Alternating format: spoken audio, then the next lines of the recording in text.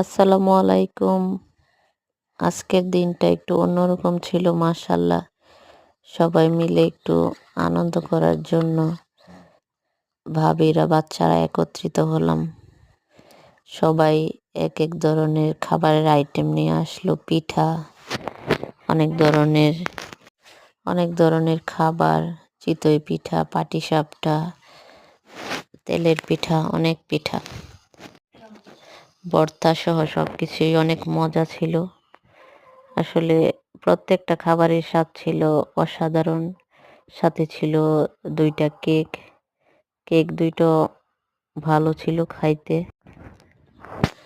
তারপর সবাই মিলে আস্তে, আস্তে খাবার খাওয়ার জন্য শুরু করলাম।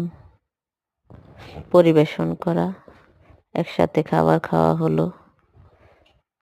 খাবার খাওয়া শেষে সবাই